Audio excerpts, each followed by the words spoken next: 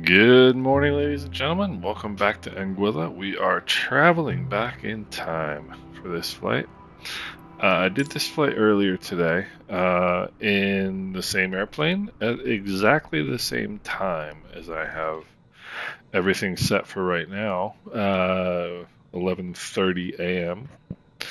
The only difference is now we are going to try this flight using the new low turbulence setting. So let's see how this goes. Let's go rotating beacon on. Mixture is rich. There is no carb heat.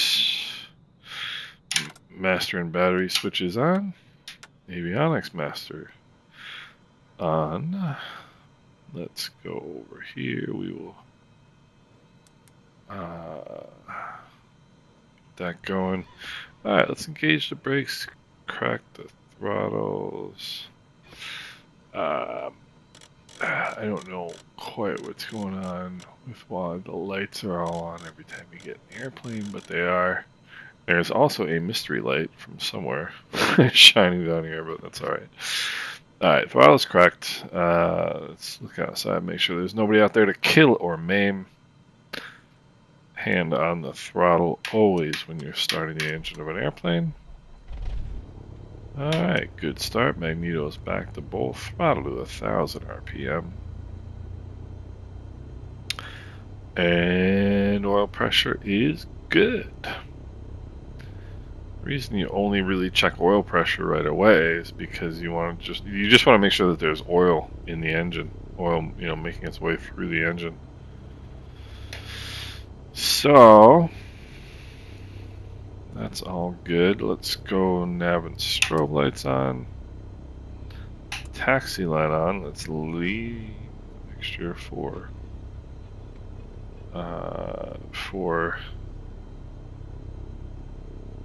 taxi. Let's release the parking brake. And I noticed, if you watched the earlier video, or the previous video, however you want to put it, you'll know that I talked a lot about how the rudder is just bizarre. It's just, or the ground handling rather is just pretty much bizarre. Let's try and get the airplane moving here. And it just, as soon as you get it going, it just goes dead left. And I have no idea why, no explanation as to why. I mean, here is full right rudder.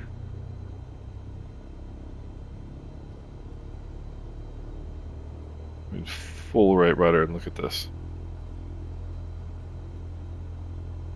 I mean, it's going to turn eventually.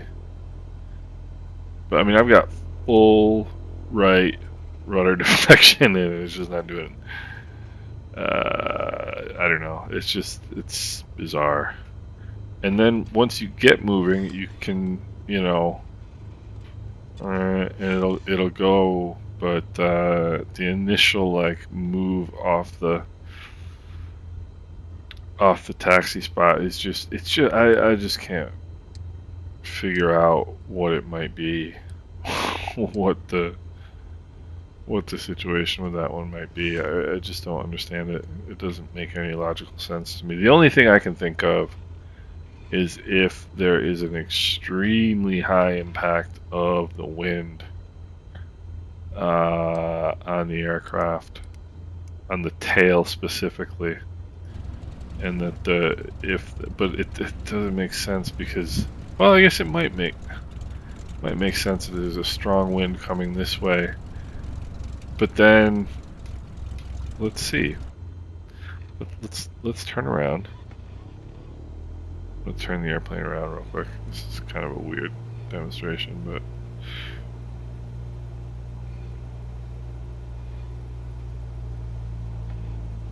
I'm full left rudder now and left toe brake.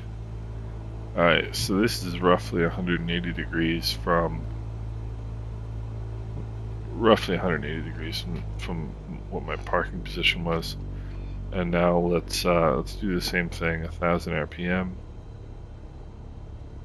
And so the wind is coming from that direction now. It's basically the opposite of what it was when I was leaving my parking spot before.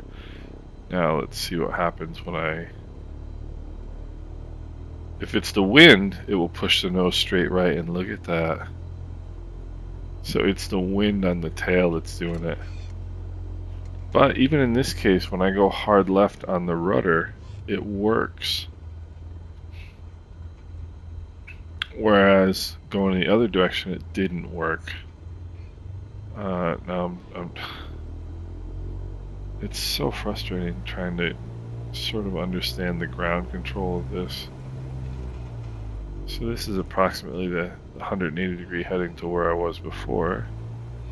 Now let's try it again. 1000 RPM, full brakes, and let's advance the throttle and see which way, and it goes straight left. Yeah, I mean, no, so it just goes straight left no matter what. It just goes straight left no matter what.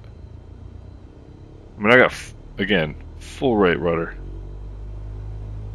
and it just, I mean, it's just moving right ever so begrudgingly. It just doesn't want to go right until it's moving, and then it will. I completely don't get it. Not to belabor the point. 1000 RPM. Let's go mixture full rich. Landing light on. There is a fuel pump on it. No, yes, there is. Apparently, I don't have it mapped to my Bravo, but go fuel pump on. Alright, Anguilla traffic, Skyhawk 172 Mike Romeo, taking off runway 11, right crosswind departure to the south, Anguilla. So we will advance the throttle and go straight left. I mean, I'm in neutral rudders, and it's just, look at this, it just, it's going straight left until the airplane starts to move, and then you get rudder effectiveness once you pull out the power. I don't understand it. Maybe somebody can try and explain it to me. I don't know. Maybe P factor is like super strong. I don't know. Alright, heading indicator checks with the runway number. Takeoff power is coming in. Takeoff power is set. Temperature, pressure in the green. Airspeed is alive, accelerating normally. Alright, 65 knots and rotate. So remember,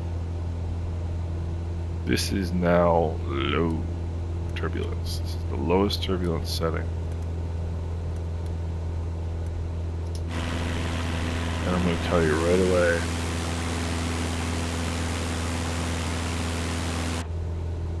That it feels 400 feet AGL can start a turnout here. I can tell you right away, it feels a whole lot better to me.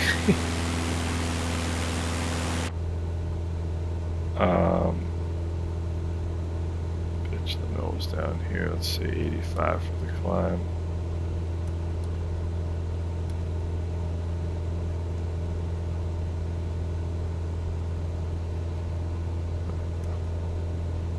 Nose down. Let's turn that fuel pump off. I mean, in other ways it doesn't feel too bad. I mean,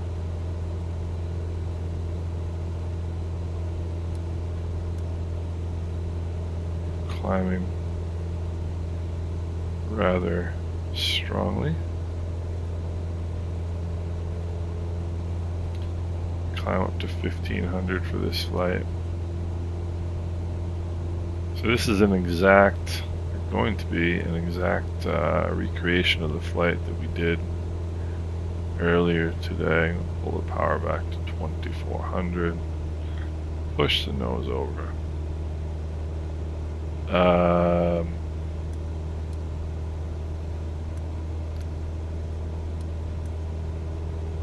So if you haven't watched the other video, which is this exact same flight at this exact same time, exact same airplane, everything the same except for realistic as the setting for turbulence. Everything the same except for realistic turbulence. What Microsoft calls, or Sobo calls, realistic turbulence. And I'm going to see which one I like.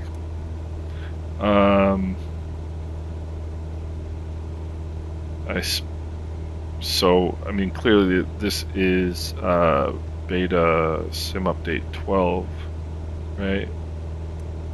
And right away,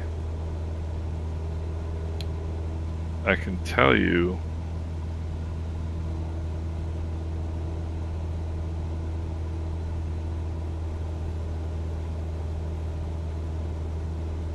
the air doesn't feel dead here, you know, with this low setting. I'm gonna fly over this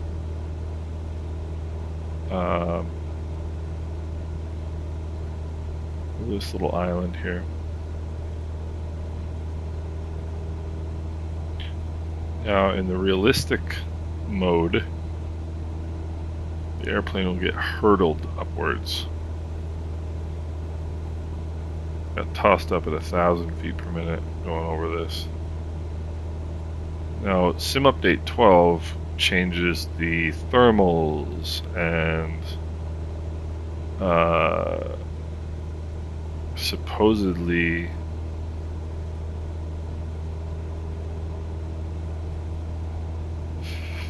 the interaction of the thermals, the way that the way that the air moves below clouds.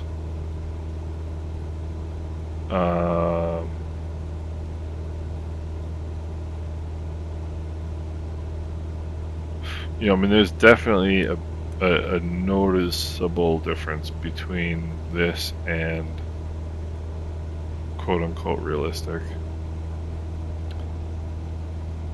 As I've always said, I think realistic is totally over the top. I don't think it's realistic. Wonder if I can find the well, we're probably not going to do the flight, hopefully. So what happened before was I flew to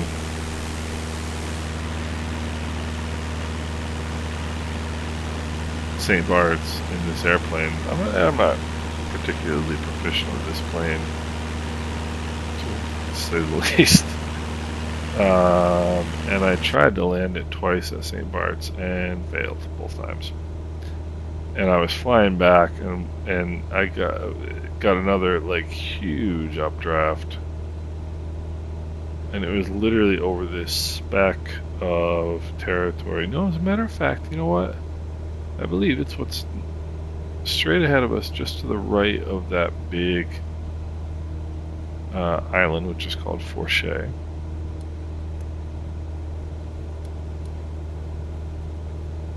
The other thing I think I really noticed in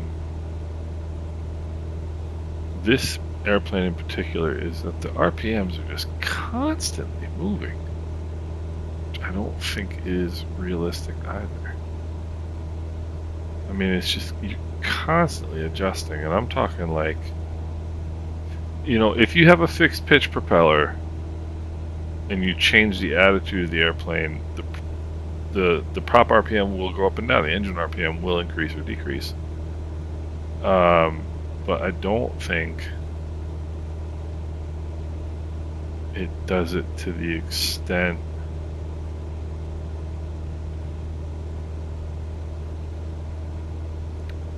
you know, like in cruise flight. I mean, you just set your RPM and it really doesn't change that much. It might change a little bit. See that little speck of ground that we're heading straight for? That's what I was talking about. That just shot me straight up in the air on the way over in the realistic model, the realistic turbulence model.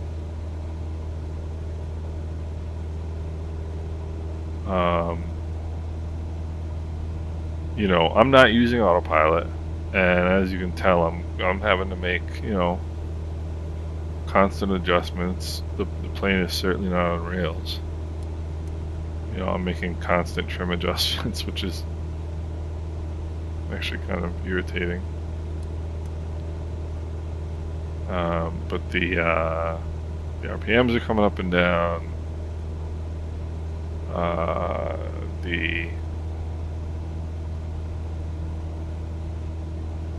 airplane is, you know, moving up and down in pitch. It's got a little bit of a left leaning tendency to it. You know, if I just let go of the yoke, it's just gonna keep turning left and left and left. Which it really shouldn't in cruise flight.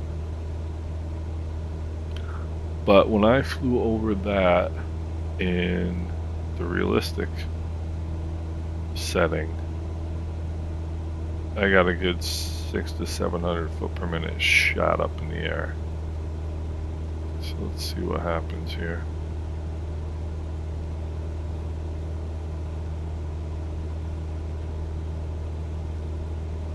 And in real life, that shouldn't do anything. It should do absolutely nothing to this airplane.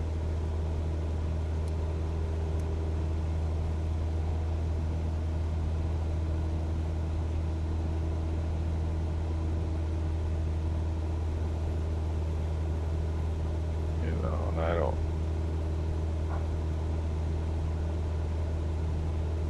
Might have just kind of moved it right there, but no, that's it right there. Okay. But again, see, there's really nothing, and there shouldn't be. There shouldn't be any interaction from that or any reaction from the plane because of that. I will state again, the simulator looks just stunning. St. Bart's traffic, Skyhawk 172 Mike Romeo, Forche inbound runway 10 St. Bart's. So the airplane, you know, despite the fact that it's definitely calmer, you know, I mean, like, no question, it's still, you know, moving about. It's still moving about. It's not static, you know. So the water looks awesome. I like the change of the blues. You see the change of the colors of the blue? See how it gets darker and lighter in certain places? See that? Looks amazing. The clouds look fantastic.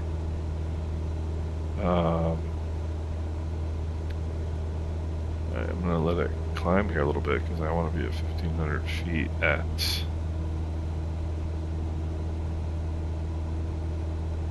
Sugarloaf. Which at this rate I'm not going to be.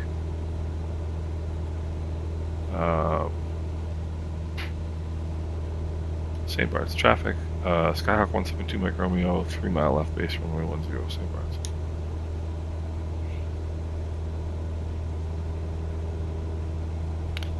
Get up to 1,500 feet. Now, I'll be interested to see power to 2,000. I'm gonna go fuel pump on. That's not mapped for some reason. First notch of flaps, and that sound is not mapped either. That sound doesn't exist in the sim right now. St. Bart's traffic, Skyhawk 172 Mike Romeo, Sugarloaf inbound 10 St. Bart's.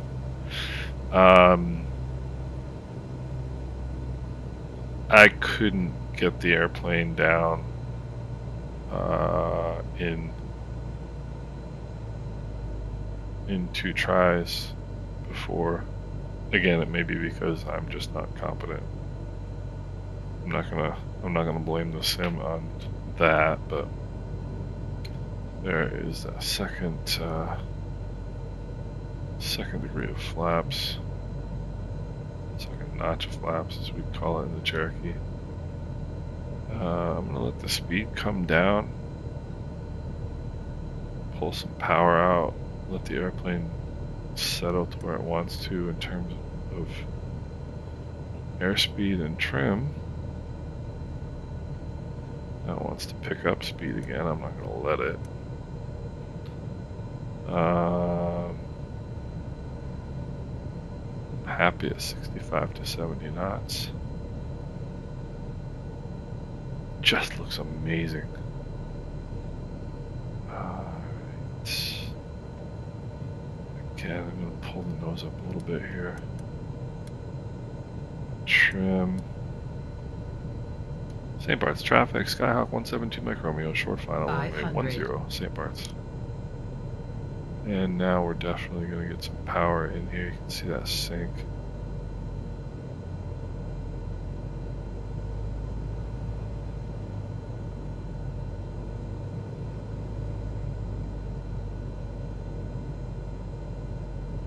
Alright, power out.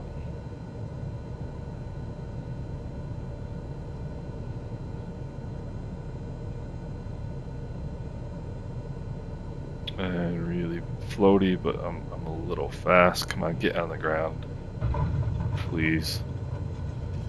Normally I push that down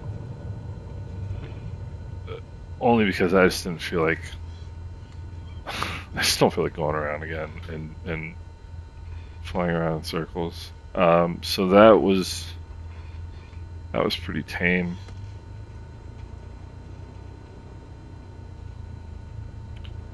Again, the airplane just will not turn right. This is with full toe brake now. It just won't turn right. It just will not turn right. That's one of the other things that they said in the patch notes for Sim Update 12. So this is 1.30.18, I believe it is that it says it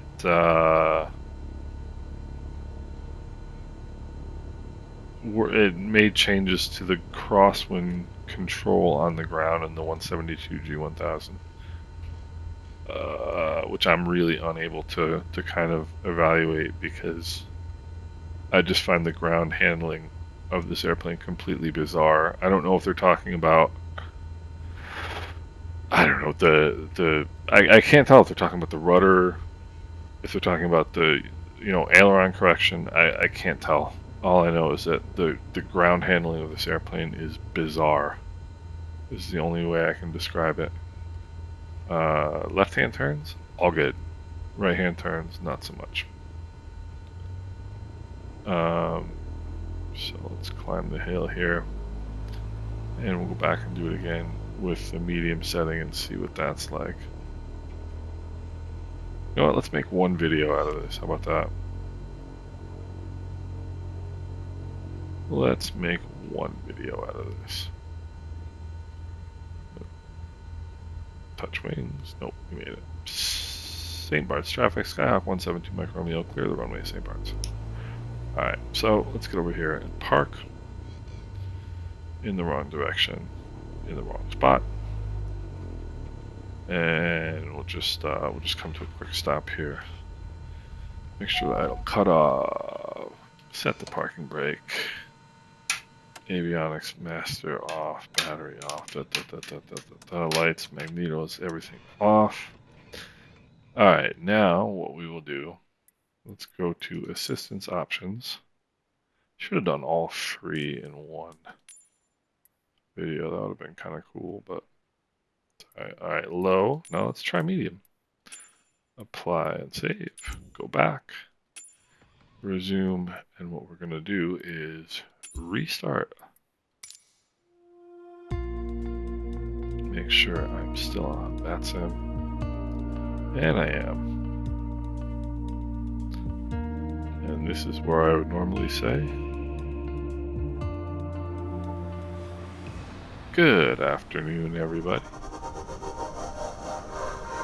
Welcome to Anguilla. We're in an airplane. Okay, whatever. I mean, who really cares, right? What difference does it make? Except for the fact that, like, I had everything off. Alright, mixture rich. Let's crack the throttle. This is so bizarre. suppose I should have just left everything on. What the heck? Alright, I'm just gonna turn the engine over. Good start. 1000 RPM. Nav and strobe lights on. Taxi light on. Actually, gonna put the landing light on. Put the fuel pump on. As soon as this is ready to go, we will be ready to go, and we'll just get out of here.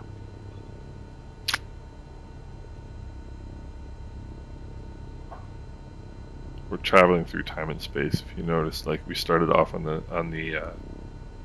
ramp, and now we've sort of moved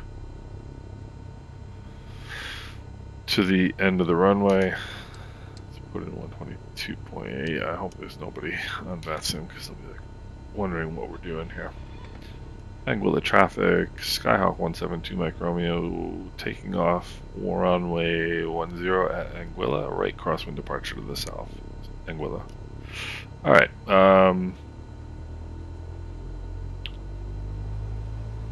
takeoff power is set. Let's release the parking brake.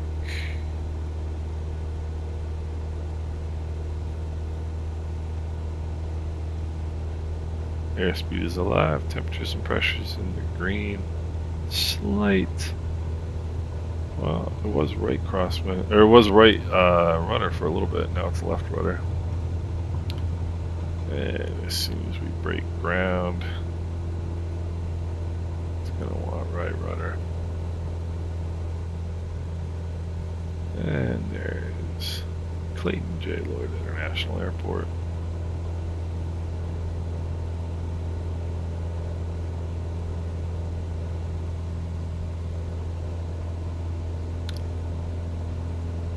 And off we go.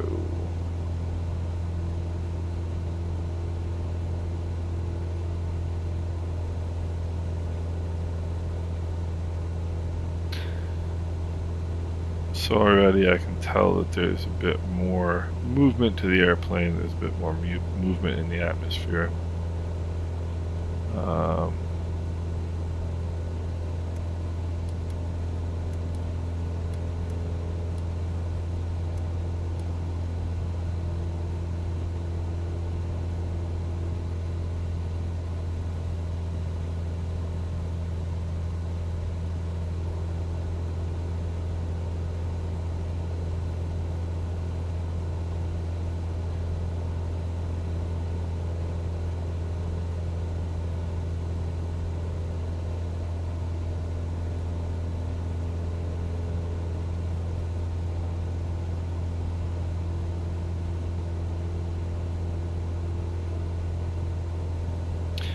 There's 1,500 feet, and push the nose over. Power back to 2,400.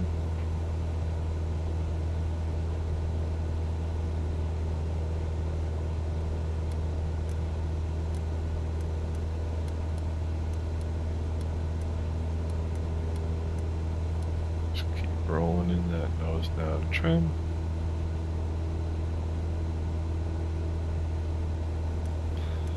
And you can tell there's more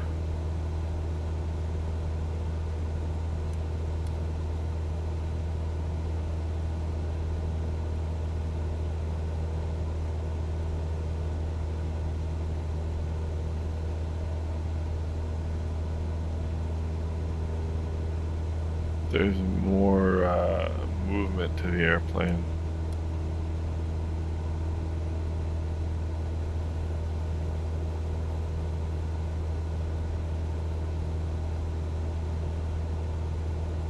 Having to hold in a bit of right aileron here, just a hair.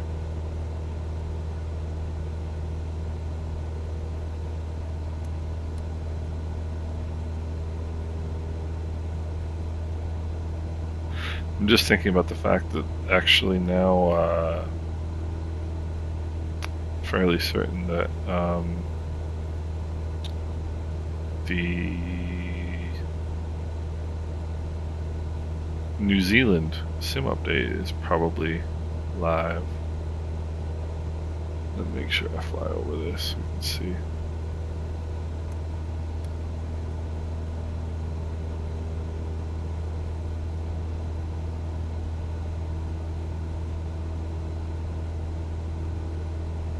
See, the airplane is definitely a little bit more active.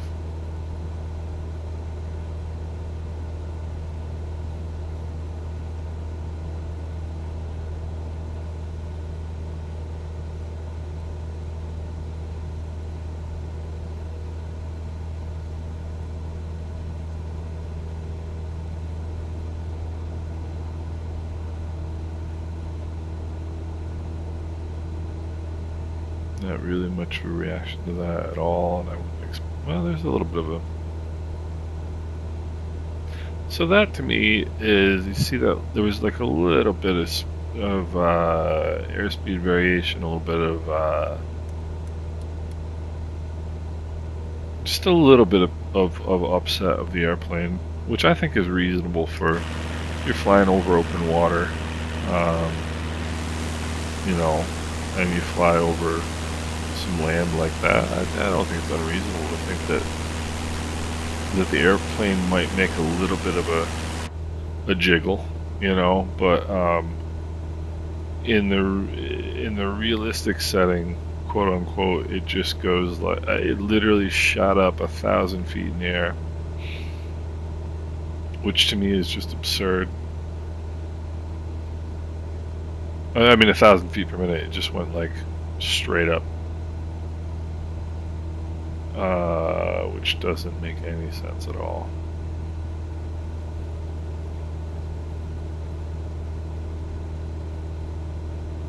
You know, so, and once again, trying to keep the airplane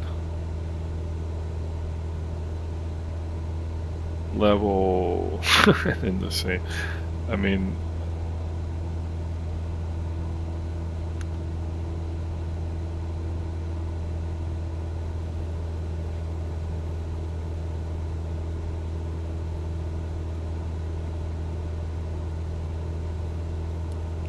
I just don't quite understand.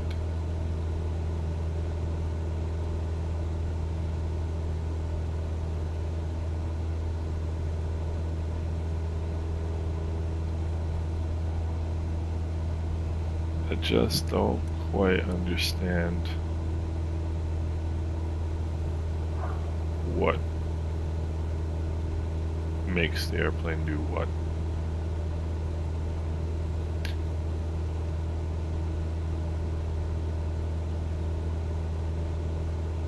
And what I mean by that is, like,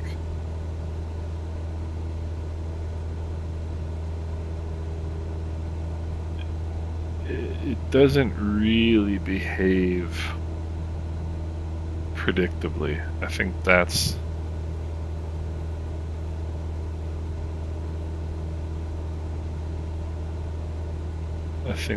really the way I would put it. And it's this airplane. I think the 150 is better. I think I know that the Just Flight Warrior and Arrow are both better. This airplane to me, so this is the one, the G1000 172, that has supposedly gotten their, you know, their full treatment in terms of the constant fluid dynamics and now some extra tweaking to the ground handling, the crosswind handling. And to me, this airplane has just never felt right. And I know that's a completely subjective thing to say, but it's just never felt right to me. And I think predictable is the term I would use.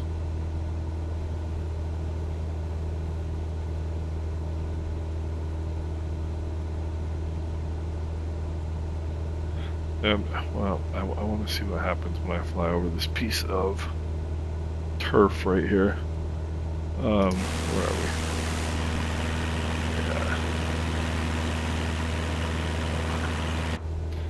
Yeah. See if we get any kind of upset.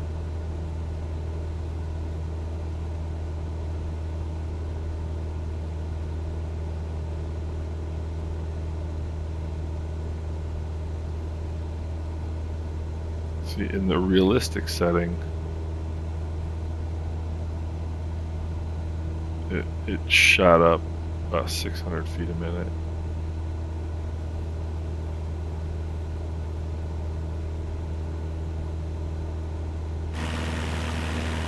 So nothing really. I mean, maybe I missed it too, but you can definitely see like the changes of color in the water, which just looks awesome. And the changes from the clouds. Now, another thing you will notice, I'm going to stop making aileron inputs.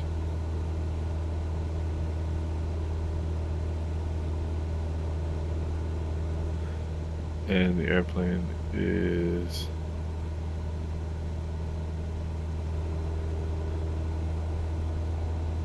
I don't know.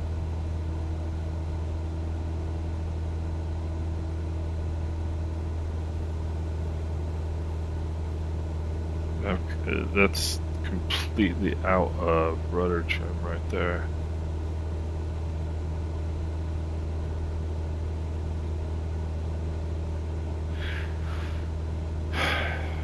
St. Bart's traffic, Skyhawk 172 Mike Romeo, 3 mile left base runway 10 St. Bart's.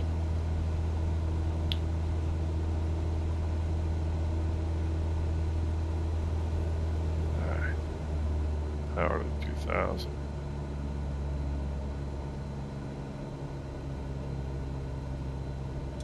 Put in that first notch of flaps. Keep that nose down.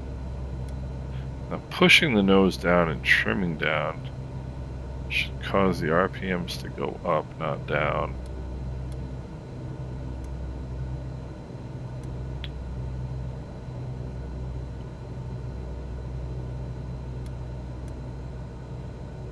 Those RPMs are just continuing to fall, which they should now because I'm pulling the nose up. But before, when I was pushing the nose down against the trim of the flaps,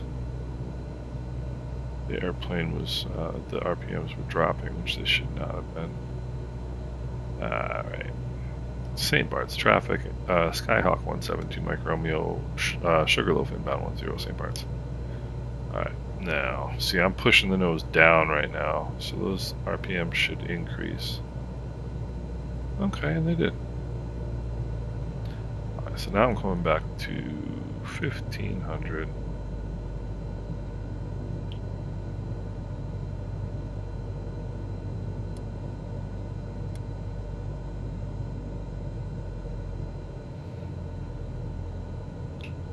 I'll let the airplane slow down a little bit. It wants to. And that's good. 70 knots is pretty useful.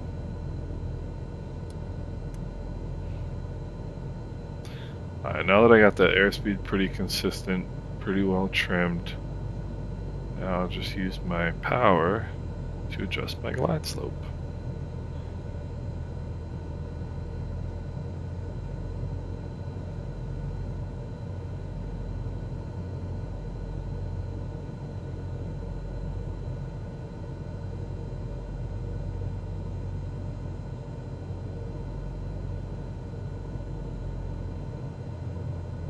Okay, airspeed is consistent. St. Bart's traffic, Skyhawk 172 Mike Romeo, short final 10 St. Bart's. And I'll pull the power now. This is right when I got into a good drop before, so it's behaving pretty much the same. as it did the last flight. And power's all the way out.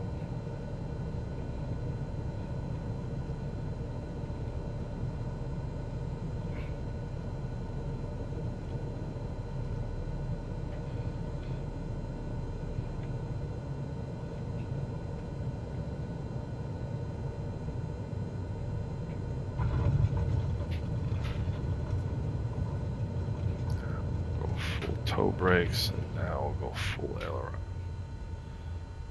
So, alright. So medium is definitely a little bit more active.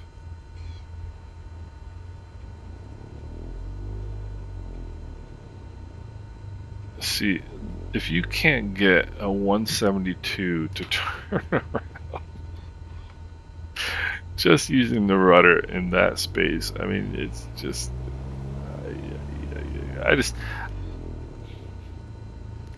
I don't know. I'd love to hear from anybody who flies this airplane in Microsoft regularly, because the airplane doesn't make any sense to me. It never has.